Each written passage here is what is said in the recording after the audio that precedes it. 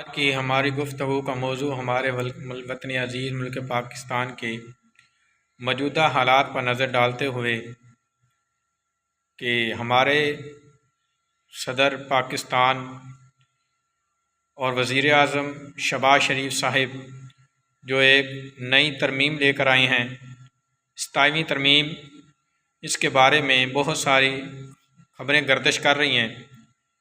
कुछ बातें हम तक भी पहुंची हैं और हम अपने चैनल पर अपनी वीडियो में आपको बता रहे हैं कि इस 27वीं तरमीम का मतलब क्या है और इसे बनाना क्यों ज़रूरी हो गया है। आज से 74-75 साल गुज़र गए, पहले किसी ने इस 27वीं तरमीम क्यों नहीं बनाई और अब क्यों बनाई गई है। इसके बारे में बहुत से सवालात हमसे भी पूछे गए और लोगों से सवाल इसके बारे में कमेंट किए जाते हैं। हम आपको बताएंगे कि ये 27वीं तरमीम क्यों आई और क्यों बनाई गई। हमारे इस वज़ीर आज़म मियाँ मोहम्मद शहबाज शरीफ से पहले वज़ीर आज़म इमरान ख़ान साहब से थे। जब वज़ीर आज़म बने थे तो उन्होंने पहली हुकूमत को अपने दबाव में, अपने कंट्रोल में रखने के लिए उन पर हर तरह के मुकदमात को चलाया, उनको नज़रबंद किया, उनको जेलों में डाला, उन पर बहुत सारे मुकदमात चलाए। मियाँ मोहम्मद शहबाज शरीफ साहब, मियाँ मोहम्मद नवाज़ शरीफ साहब को मुल्क से निकाल दिया, वो बाही चले गए और कईयों को जेल में डाल दिया।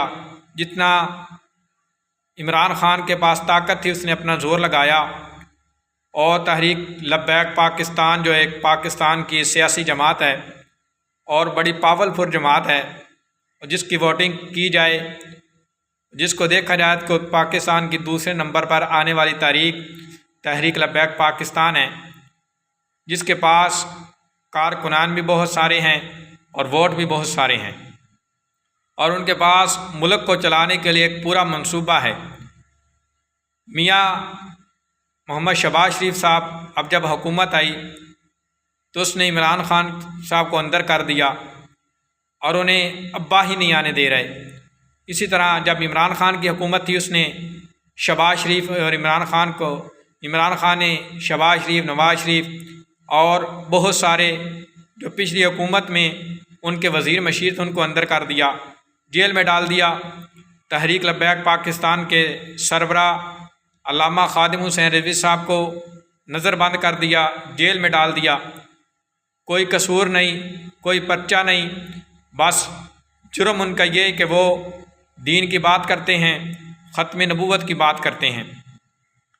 आज जब इमरान ख़ान चला गया तो इमरान ख़ान के हुकूमत गई, मियाँ मोहम्मद शहबाज शरीफ साहब और हमारे जनरल आसिम मुनीर साहब आए तो इन्होंने इमरान ख़ान के साहब को अंदर कर दिया। ये तो हमारे मुल्क में ऐसे हो रहा है कि जैसे जब मियाँ शहबाज शरीफ साहब आए हुकूमत में, उन्होंने इमरान ख़ान को अंदर डाल दिया जेल में।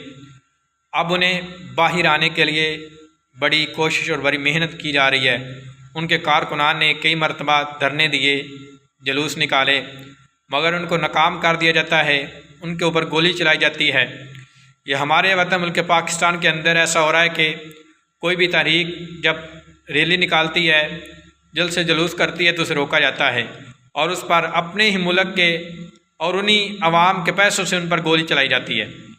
कुछ दिन पहले तहरीक लब्बैक पाकिस्तान जो एक यकजहती के लिए निकले थे और मुल्क पाकिस्तान के साथ अपनी वफा का बताने के लिए निकले थे, उन पर गोलियां चलाई गई, उनके कारकुनान को शहीद किया गया और उन्हें अपने निशाने पर रखा गया।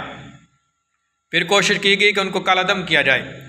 एक तहरीक, वो तहरीक जिसका नाम मकाम बहुत बड़ा है, जिसका वोट बहुत ज़्यादा है, जिसके कारकुनान बहुत हौसलेमंद हैं। इसी तरह तहरीक इंसाफ इमरान ख़ान साहब के कारकुनान बहुत बुलंद हौसले वाले हैं, बड़े कारकुनान हैं, बड़ी मोहब्बत करने वाले हैं।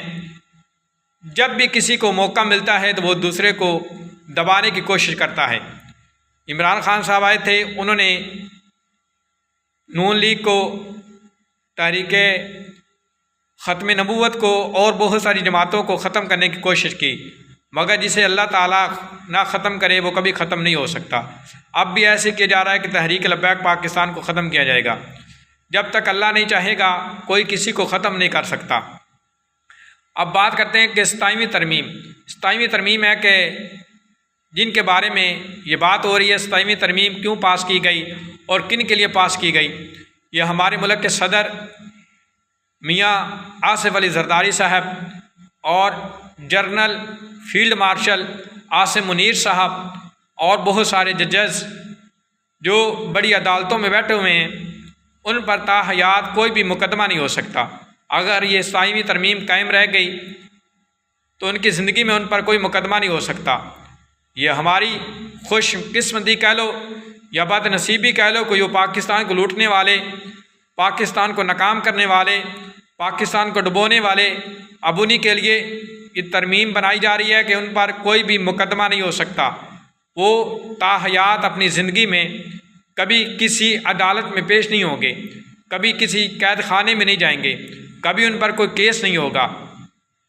हम इस मुल्क के वासी हैं, इस मुल्क में रहने वाले हैं, हमारा हक है कि हम हर किसी से पूछें कि आपने 5 साल हुकूमत की है, आपने 4 साल हुकूमत की है, हमारी कौम का पैसा किधर गया है, आपने क्या किया है, कितनी करप्शन की है।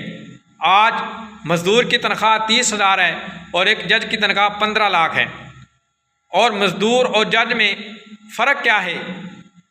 और बता दिया कि जो मेहनत करके अपना टैक्स देता है उसकी तनख्वाह 30,000 और टैक्स लेने वाले की तनख्वाह 13, 14 लाख, 15 लाख, और उसको फुल सारी ज़िंदगी प्रोटोकॉल दिया जाएगा, गाड़ियाँ दी जाएगी, गार्ड दिए जाएंगे, घर दिया जाएगा, बिजली दी जाएगी, किसी चीज़ के कोई पैसा नहीं लिया जाएगा। ये हमारा वतन मुल्क पाकिस्तान है। इसलिए अपनी आवाज़ खुद बुलंद करें और हम किसी तरीक़े को सपोर्ट नहीं करते। तहरीक लब्बैक पाकिस्तान हो, तहरीक इंसाफ हो, नून लीग हो या मियाँ आसिफ अली जरदारी साहब की जमात हो, हम तो दीन की बात करेंगे और दीन का बोलबाला करेंगे।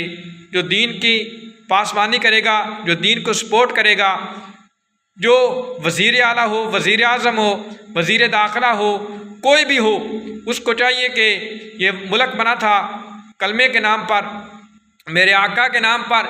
इसी मुल्क में मेरे आका का नाम बुलंद किया जाए, मेरे आका के नाम की बात की जाए, दीन की बात की जाए, कोई और बात ना हो।